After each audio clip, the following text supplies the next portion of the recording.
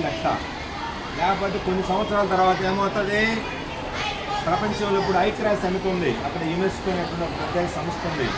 వాళ్ళు ఏం చేస్తున్నారంటే రాబోయే రోజుల్లో మీరు ఇట్లాగే కానీ తెలుగును కానీ సరిగా నేర్చుకోకుండా, మాట్లాడకుండా, తప్పులు లేకుండా రాయకుండా కానీ ఇట్లా కానీ కొనసాగినట్లయితే కొన్ని సంవత్సరాల తర్వాత అంతరించేటువంటి భాషల్లో మన తెలుగు భాష కూడా ఒకటి ఉందని వాళ్ళు ప్రత్యేకించి వాళ్ళు చేసిన పరిశోధనలో చేయనటువంటి నిజం. అందువల్ల ఎక్కడైనా మనం జాగ్రత్త పడి మన తెలుగు భాషని, మన మాతృభాషని మనం గౌరవించుకుంటూ, అభిమానించుకుంటూ, మాట్లాడుతూ, రాస్తూ తప్పులు లేకుండా చేసినట్లయితే మిగతా భాషలో మనకు ఎన్నైనా కానీ సౌకర్యంగా మనకు వస్తాయి. మాతృభాష రాకుండా ఇతర భాషలు ఏవి రావు. పక్కనే ఉన్నటువంటి తమిళనాడు రాష్ట్రానికి సంబంధించినటువంటి సుబ్రహ్మణ్యం భారతి అనేటువంటి ఒక ప్రముఖ కవి, తమిళనాడులో గొప్ప కవి ఆయన. అట్లాంటి ఆయన కూడా మన తెలుగు భాషని సుందర భాష తెలుగు అని చెప్పి ఆయన చెప్పాడు. అదేవిధంగా ప్రపంచంలో ఇటలీ భాష ఉంది, ఇటలీ దేశం ఉంది కదా, వాళ్ళు మాట్లాడే భాష ఇటలీ భాష అంటారు. మన తెలుగు వాళ్ళం కాబట్టి మన తెలుగు భాష అంటారు. మరి మన తెలుగు లిపి చాలా అందంగా, గుండ్రంగా, ముత్యాలలాగా ఉంటుంది. అట్లాగే ఇటలీ భాష కూడా ఉంటుందట. అందుకోసం మన భాషని ఇటాలియన్ ఆఫ్ ద ఈస్ట్ అని చెప్పేసి విదేశీలో మన రాష్ట్రాన్ని కానీ అప్పట్లో మన శ్రీకృష్ణదేవరాయలు పరిపాలించినప్పుడు ఆయన ఏలుబడిలో మనం కూడా ఉన్నాం. మరి ఆయన గొప్ప చక్రవర్తి, గొప్ప రాజే కాదు, గొప్ప సాహిత్యవేత్త, గొప్ప కవి కూడా. మరి ఆయన ఆముక్త మాల్యద అనేటువంటి ఒక కావ్యాన్ని అచ్చ తెలుగులో రాశారు. దాంట్లో దేశ భాషలందు తెలుగు లెస్స అని చెప్పారు. అదేవిధంగా కవి సార్వభౌమ బిరుదాంకితుడైనటువంటి శ్రీనాథ మహాకవి ఆయన కూడా దేశ భాషలందు తెలుగు లెస్స అని ఆయన కూడా చెప్పినటువంటి పరిస్థితి. ఇట్లా ప్రపంచంలో అనేక మంది కవులే కాదు, విదేశీ కవులు కూడాను మన తెలుగు భాష యొక్క గొప్పతనాన్ని, ఔన్నత్యాన్ని, ఘనతని వాళ్ళు నొక్కి మరీ ఒక్కాడించారు. మరి అంతటి గొప్ప భాషకు సంబంధించిన తెలుగు జాతిలో మనం పుట్టాం, తెలుగు వాళ్ళుగా మనం పుట్టాం. మరి ఆ తెలుగు భాషని మనం గౌరవించుకోవాలా లేదా? ఇప్పుడు మన అమ్మని గౌరవించుకుంటాం లేదా? మన అమ్మని అభిమానిస్తాం లేదా?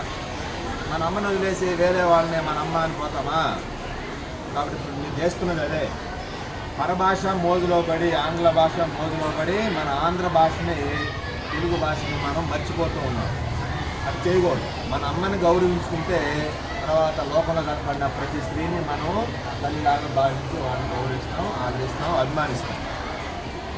కాబట్టి ఆ రకంగా మీరు అందరూ కూడా చేయాలని ఈ సందర్భంగా గిడుగు వెంకట రామమూర్తి పంతులు గారి 161వ జయంతి ఈరోజు.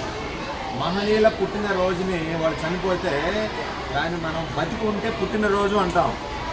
వాళ్ళు కానీ చనిపోతే అలాంటి మహనీయుల యొక్క పుట్టినటువంటి రోజుని జయంతి అని అంటారు. ఏమంటారమ్మా? జయంతి. కాబట్టి ఈరోజు గిడుగు వెంకట రామమూర్తి పంతులు గారి 161వ జయంతి. అంటే ఆయన పుట్టి ఈ రోజుకి 161 సంవత్సరాలలోకి మనం ప్రవేశిస్తున్నాం. మరి 161 సంవత్సరాలు గడిచినా కూడా ఆయన తెలుగు భాషకి చేసినటువంటి సేవని మనము మర్చిపోకుండా ఆయన గుర్తుపెట్టుకుని ఈ రకంగా మనం ఈరోజు స్మరించుకుంటున్నాము.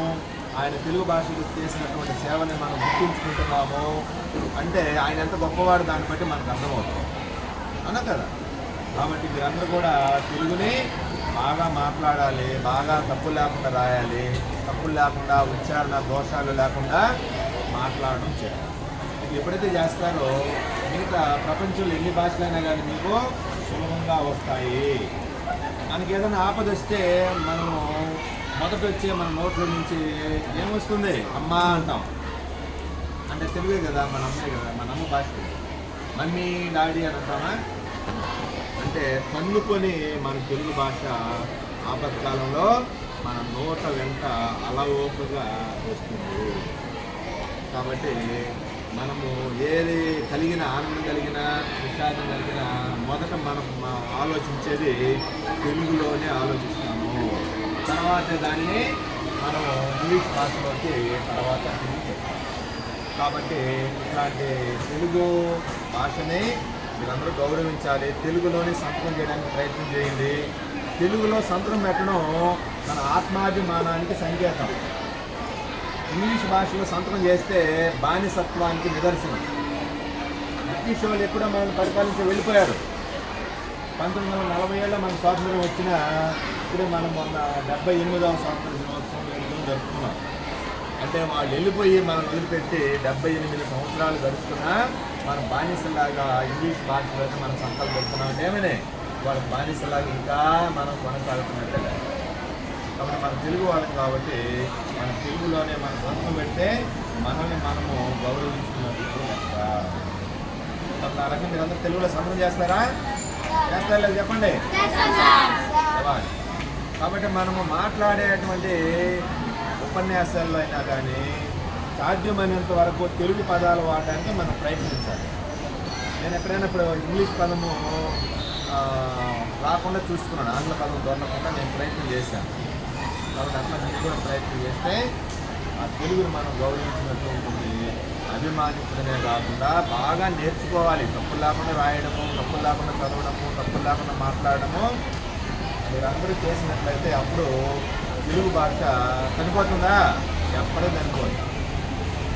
కాబట్టి ఇది ఈరోజు గిడుగు వెంకట రామమూర్తి పంతులు గారి 161వ జయంతి సందర్భంగా మీకు అందరికీ శుభాకాంక్షలు తెలియజేస్తున్నాను. ఓకేనమ్మా?